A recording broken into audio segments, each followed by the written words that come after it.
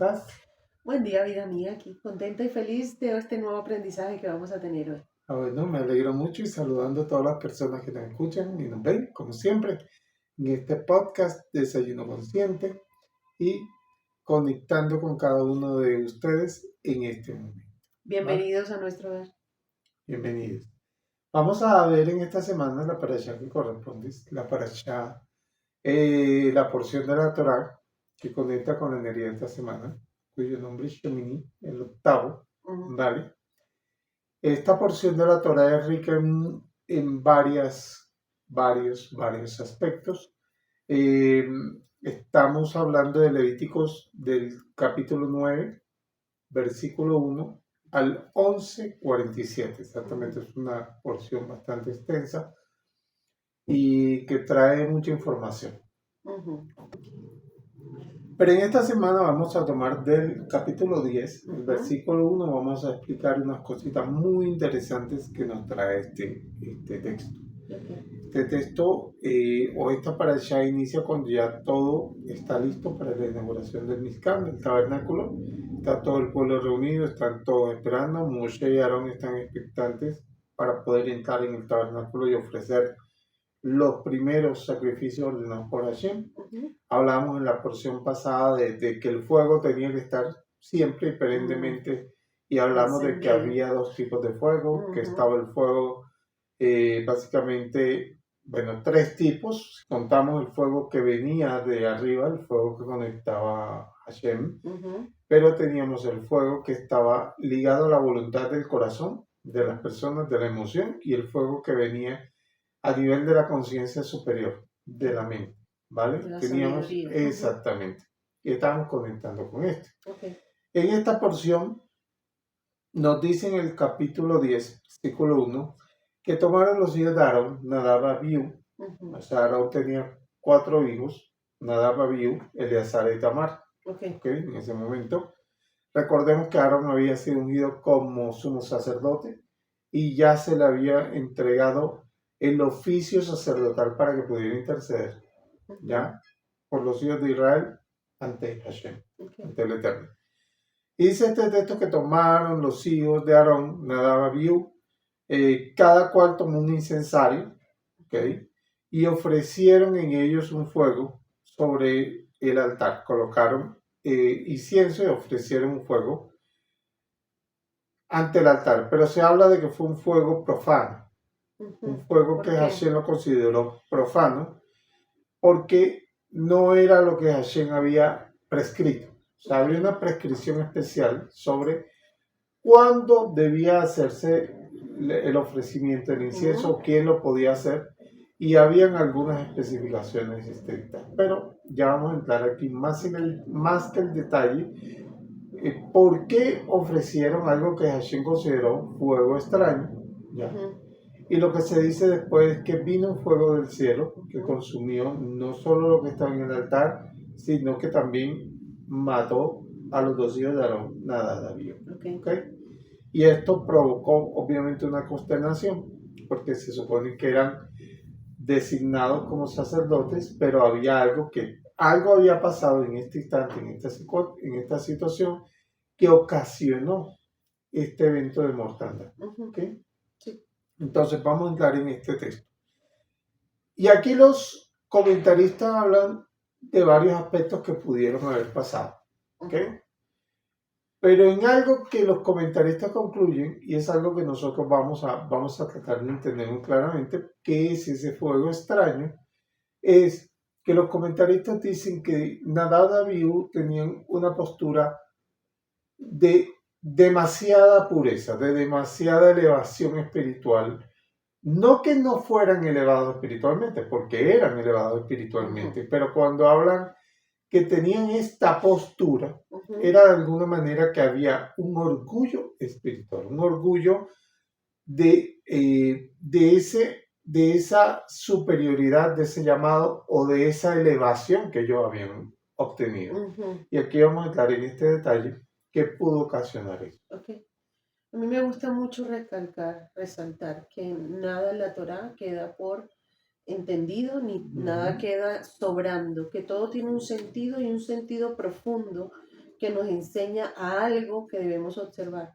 Una de las cosas que me gusta más de estas festividades de Besan es que podemos ser minuciosos en la observancia de aquello que nos indican. Y al hacer esa observación detallada y con profundidad, a veces no vemos las letras súper pequeñas de los productos. Y algo tan insignificante como los alérgenos del cuerpo, o sea, las personas que son alérgicas a determinados ingredientes, simplemente dicen, esto es avena, y la persona no sabe que allí, en esa misma planta, fue procesada almendra, maní y otro tipo de alimentos que pudieran generarle alergias.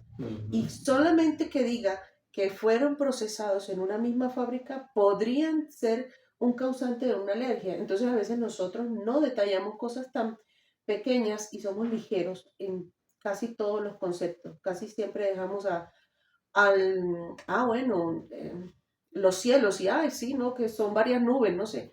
Y no entramos en la profundidad de lo que realmente nos quiere decir. Y me gusta este estudio de Torah que hacemos porque ayudamos a que la gente empiece a preguntarse, ¿cómo así? ¿De dónde? ¿Y por qué? ¿Y eso qué significa? Son preguntas importantes que la Torah siempre tiene respuesta a través de los códigos cabalísticos. Así es. Por eso, primero vamos a analizar el contexto. Okay. Estamos hablando en la Torah de lo que pasó, de lo que pasó, lo que codifica esto, realmente, porque todo tiene un código más allá de lo literal del evento, y lo que significa posteriormente para hoy, ¿no?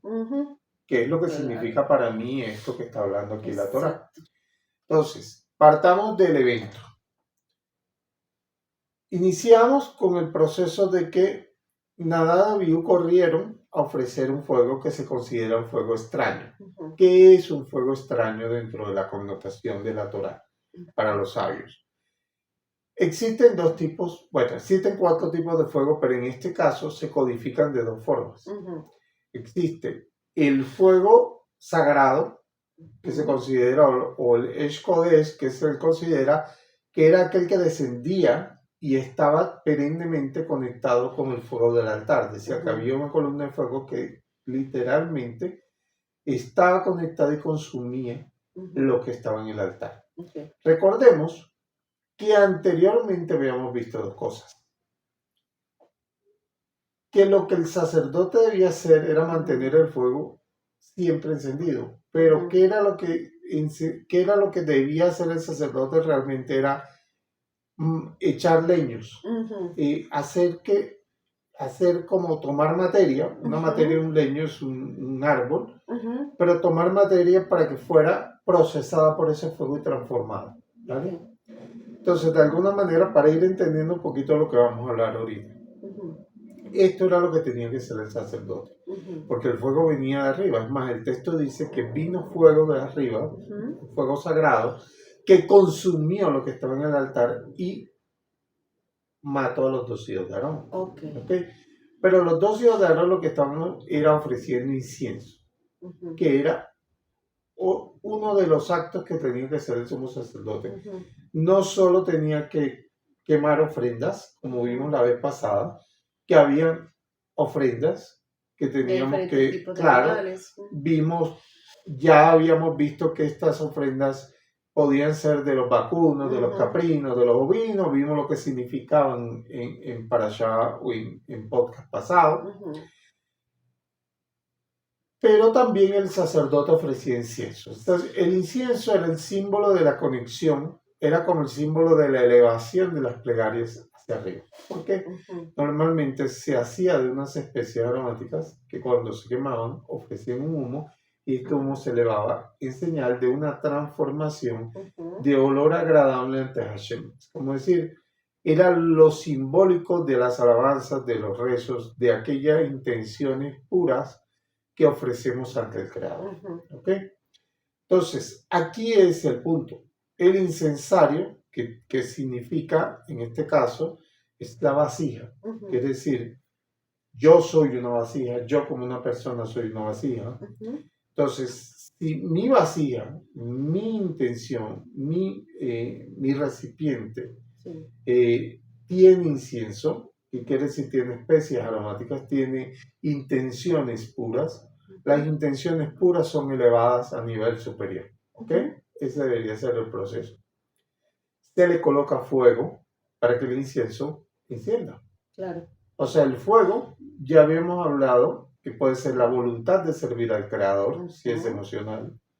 El fuego puede ser la conexión con la Torá, con el estudio permanente de la Torá, ¿ya? Entonces vemos que hay varias condiciones.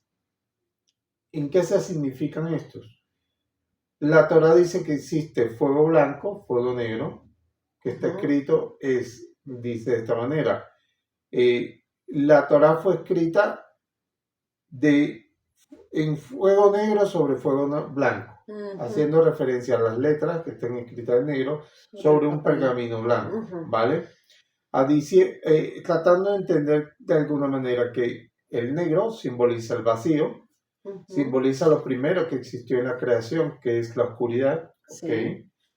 Pero que la oscuridad también contenía la luz, y estaba sobre la luz. La luz fue lo que realmente inundó la oscuridad. Entonces, este acto de la creación se considera que estos dos fuegos, fuego negro y fuego blanco, son los que representan la Torá, que es la palabra de Hashem, ¿okay? Porque están contenidos en el acto de la creación misma. Es como el hijo que Hashem engendró a nivel de creacional, por ponerlo así entre comillas, hijo, porque de alguna manera, digamos que fue como la unión del espermatozoide y el óvulo celestial, ¿okay? Pongámoslo así, teniendo en cuenta que la oscuridad es como la vasija receptora, ¿ok? Y el espermatozoide celestial es como este fuego blanco que entró en la vasija e hizo una creación, que es nuestro mundo. ¿Okay? Hasta ahí bien. Entonces tenemos dos tipos de fuego. Después viene el fuego rojo, que simboliza la sangre, que está pegado a la voluntad nuestra. Entonces decíamos en la porción pasada que el ser humano debe estar conectado con el fuego de la Torah que está en la cabeza, que está conectado a los patriarcas, a las matriarcas, a la creación misma, ya Hashem, que es fuego blanco y fuego negro, que también hay un fuego rojo que está simbolizando la sangre y que está conectado con el nivel del alma, de la voluntad del ser, de buscar a Hashem. ¿Okay? Pero aquí hablamos de un fuego extraño. ¿Okay? Este fuego se conoce como el fuego verde. Fuego producido por la bilis y el hígado. Entonces aquí estamos hablando del instinto más bajo del ser humano, que es el ego. Entonces eso es lo que se considera como fuego profano. O Eish Sarah, el fuego profano, el fuego que no es del creador. Porque está cargado de egoísmo, está cargado de orgullo, está cargado de un nivel ya que no es procesado de manera correcta. ¿Okay? Es como decir, en la forma, o es una pasión mal dirigida. Es una pasión que no está diciendo yo sola voy a servir a Hashem, voy a servir al Creador. En el caso de estos dos, nada bebió. Sí, claro. Sino está en el yo también me quiero mostrar como que yo puedo, soy importante dentro del clan. Voy a decir algo que creo que cabe, porque todo me encanta traerlo a este nivel de conciencia que tenemos y esta conexión que tenemos con las constelaciones familiares. Y puedo decir que esto es como cuando por alguna razón el hijo se cree más fuerte y más capaz del papá. Podría ver que el papá esté presente, pero tiene una energía baja o una energía, digamos, no masculina, no en su lugar, y el hijo toma su lugar porque la mamá desplaza. Eso pasa, que la mamá desplaza el lugar del esposo y le dé ese lugar al hijo. Entonces hace algo que se llama parentalización. Ahora, podría ser también que el papá no estuvo y a fuerza de lo que la gente dice, normalmente decimos, ahora tú eres el hombre de la casa.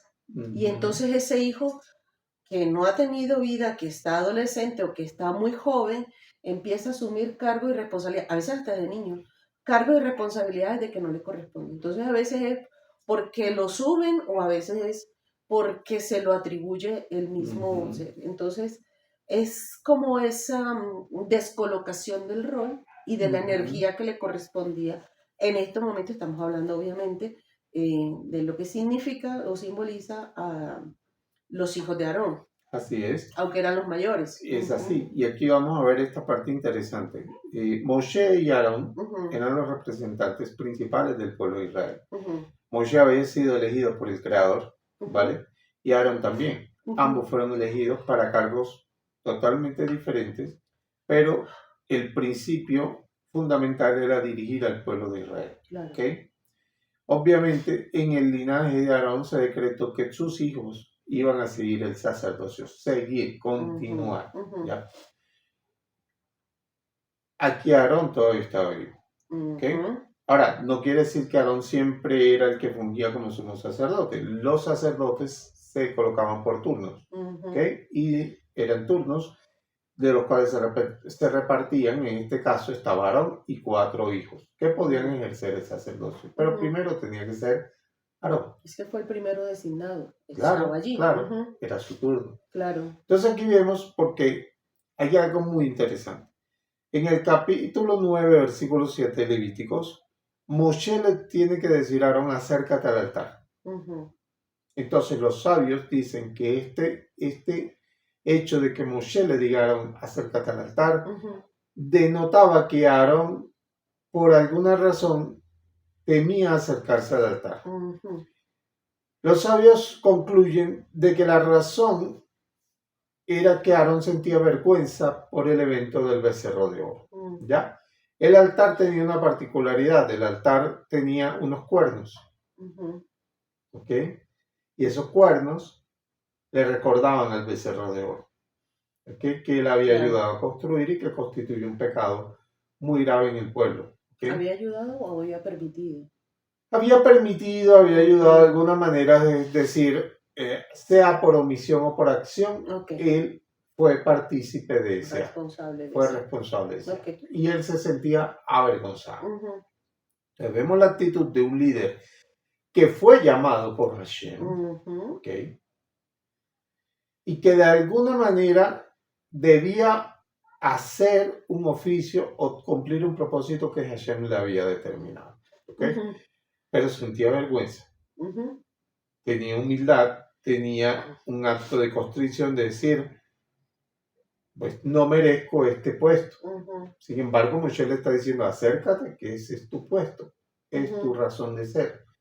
Es algo que nos puede pasar comúnmente, ¿ya? Cuando nos sentimos avergonzados por actos que hemos hecho que no son agradables ni ante los ojos de Dios ni ante los ojos de ninguno, y que de alguna manera nos sentimos vergüenzas. Sentimos esa vergüenza, y luego nos dicen, vamos a rezar o vamos a hacer Shabbat o vamos a hacer una celebración. Obviamente nos sentimos incómodos de ir a rezar o de ir a hacer algo sabiendo que hemos ofendido a Hashem. En ese caso, muchas veces las mujeres, pues en el judaísmo, tienen que encender las velas de Shabbat. Muchas veces han podido tener una situación de discusión, incomodidad o algo antes de encender las velas, y pueden sentirse algo como que necesito arreglar esta vergüenza que siento de tener que encender una luminaria de Hashem en mi estado. Entonces, este sentido es normal cuando los seres humanos tenemos esa sensación que de alguna manera no somos perfectos y que estamos en constante renovación, en constante crecimiento. ¿Okay? Es como ese pedacito de culpa y vergüenza por no haber actuado conforme a lo que nos estaban pidiendo, pero olvidamos eso que acabas de decir, somos seres humanos y somos imperfectos y estamos tendientes a fallar mientras aprendemos. Como aquí la porción de la Torah le está hablando a líderes espirituales, quiere decir que esta energía está más ligada a las personas como nosotros o como las personas que siempre están en constante búsqueda espiritual de elevación, y no solo en la búsqueda, sino de guiar a otros, como lo que estamos haciendo. No estamos diciendo que somos líderes de comunidad ni nada, pero sí de alguna manera estamos influyendo en la vida de quienes nos ven, nos escuchan. Y esto es una responsabilidad, porque de alguna manera tomamos digamos, este propósito que viene el alma a buscar la luz del Creador y también a encender esta llama para que otros vean la luz y puedan conectar. Pero eso conlleva una responsabilidad porque estamos en un cuerpo humano y el cuerpo humano es falible. Entonces, nos está diciendo que, ojo, no caigamos en el personaje del iluminado perfecto, del iluminado que maneja una postura de soy tan elevado que no camino sino levito. Y no solo eso, de creerme esto, de mente superior, sino de ver a otros con esa posibilidad, porque cada ser humano es tan falible como yo. Y yo necesito entender que la humanidad que nosotros atravesamos es la humanidad para todo el mundo. Así que desde este bebé que están haciendo, que es imperfecto, hasta el anciano más anciano, es imperfecto. No se trata de tiempo de vida, no se trata de aprendizaje, no se trata de conocimiento, no se trata de científicos, señores de la NASA, o sea, no se trata de lo que están orbitando hoy alrededor de la Luna, no se trata de esa perfección de capacidad cognitiva que podríamos tener, no se trata de nuestro nivel cerebral, no, se trata de humanidad. Todo lo que nos atraviesa es imperfecto, por más que nos esforcemos por cada día ser mejor, que es nuestro deber, pero tenemos que reconocer que todos somos falibles, por un lado, y por el otro lado, que todos debemos cada día superarnos, pero eso no quiere decir ni que voy a ver, ni que voy a hacer que me vean como un ser superior, porque estamos hablando en cámaras, ni tampoco voy a permitirme ver a otro que está sobre toda la humanidad solo porque tiene un X o Y condición. Respeto las jerarquías, respetamos las antigüedades, respetamos todos los mayores, respetamos los que descubrieron estos caminos para que nosotros hoy pudiéramos caminar también, respetamos y honramos esas historias, pero fueron historias de una decisión que empezó un día a caminar y a empezar a trasegar en aprendizaje y transformación. Todos estamos decidiendo y eligiendo desde dónde, cuándo y hasta dónde vamos a llegar, pero estamos en un proceso de transformación constante. Así es, y lo que tú estás diciendo es correcto, y aquí vamos a entrar en este proceso, es la humildad. La humildad no es humillación. Correcto. Hay que no confundir las dos cosas. La humildad es ese acto de entenderte que somos humanos, somos falibles, y que así como yo soy falible, también el prójimo es falible y el otro, entonces no debo juzgar de una manera tan severa a un ser que puede fallar. Entonces, de alguna manera aquí vemos, en este contexto, como vuelvo y te lo repito, primero la calidad de a quienes se les está hablando. Entonces, el primero que muestra la humildad es Moshe, ya que Moshe era el líder del pueblo, sin embargo, entiende que quien tiene que ejercer el sacerdocio es Aarón. Y le dice, acércate, no soy yo, a mí no me toca, te toca a ti. Es como decir, yo tengo mi lugar, Hashem, el Eterno, te ha dado el tuyo, ves y toma el tuyo. Es la forma de humildad de entender, cada cual tiene un propósito, tiene una conexión, y yo tengo que más bien impulsar al prójimo a que haga lo que tiene y lo que le corresponde hacer. Así yo no lo vaya a hacer porque no me corresponde hacerlo. Entonces yo lo voy a impulsar a que lo haga. Aarón es humilde al reconocer de que cometió actos que no fueron buenos para el pueblo, pero bueno, de alguna manera toma la voluntad y la decisión de ir y de hacer y de ofrecer. Pero vemos la actitud de los hijos de Aarón, impulsiva, ¿ya? Porque la Torah dice que corrieron a tomar sus incensarios, es decir, cogieron sus vasijas, las llenaron de incienso y ofrecieron fuego extraño que Hashem no les había pedido. ¿Por qué no le había pedido? Porque primero no era su turno, no era el momento, no era la forma, y aunque ellos tenían una elevación espiritual y eran muy, muy conectados al Creador, la voluntad visceral, y aquí vemos el fuego verde, esta voluntad visceral, instintiva del ser humano de querer sobresalir por otros, los traicionó.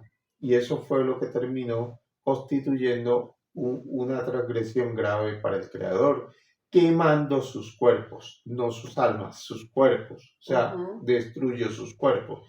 Destruyó la parte material que tiene. Y muchas veces nosotros incurrimos en estos actos de falsa elevación, de creernos más que otro, de un Mm. orgullo espiritual solamente por la voluntad de quiero conseguir más seguidores o quiero verme más iluminado, quiero hacer esto, pero se me olvida la conexión principal.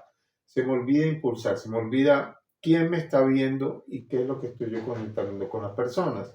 Se me olvida el propósito y Ujú. si me corresponde o no hacerlo. Y cómo yo también puedo darle de alguna manera honra a otras personas Ujú. y no atribuirme cosas que no son mías ni que yo Ujú. las dije, sino que las dieron otros. Muchas veces alguien se basa en cosas que otro dijo, que Ujú. otro hizo y simplemente las lanza como si fueran propias. Ujú. Eso es un acto totalmente equivocado, es un acto de orgullo ególatra del ser Ujú. humano de querer conectar de esa vía. No solo es egoísmo, sino es competitividad Ujú, y una competencia desleal, porque yo puedo competir conmigo mismo, ujú, porque yo soy la primera persona y tal vez la única importante a superar. Cada día yo debo competir con la de ayer para que este día y mañana pueda ser cada vez mejor.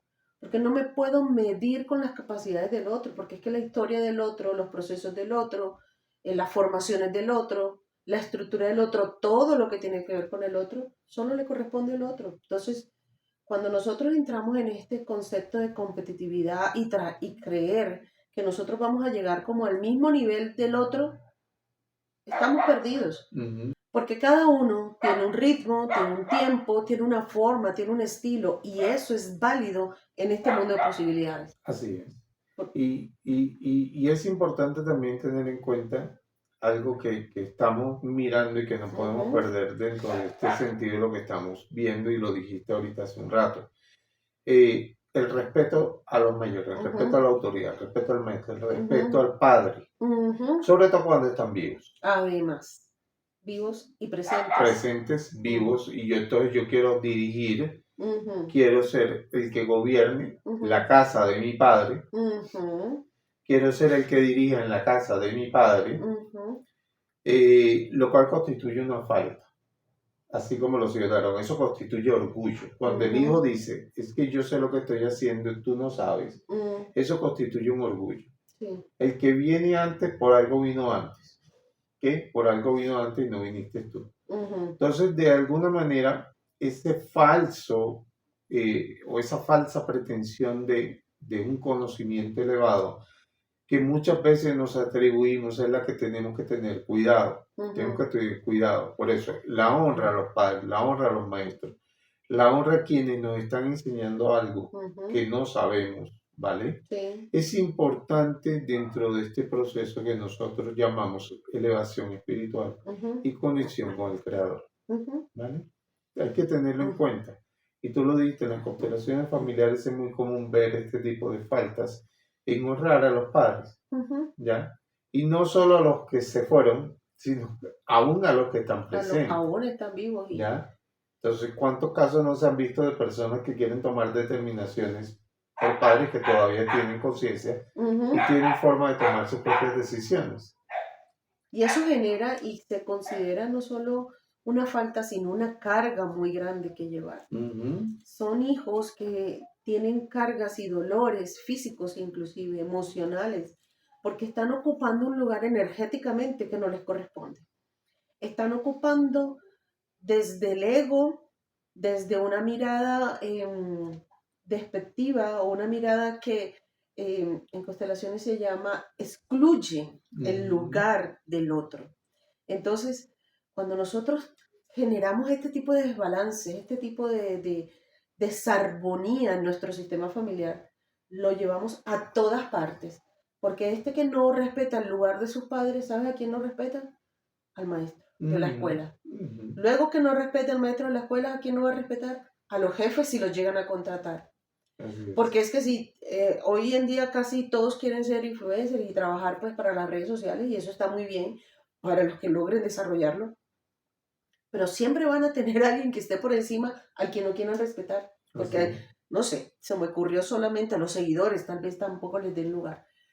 Solo quiero decir que es importante que nosotros aprendamos a respetar nuestro proceso interno, a respetar y a reconocer nuestro lugar, a tomar nuestra autoridad en nuestro rango de acción, desde el rol que ocupemos, y nos permitamos ver y observar lo que los mayores tienen que enseñarnos, nos permitamos recibir lo que viene de los que vinieron antes.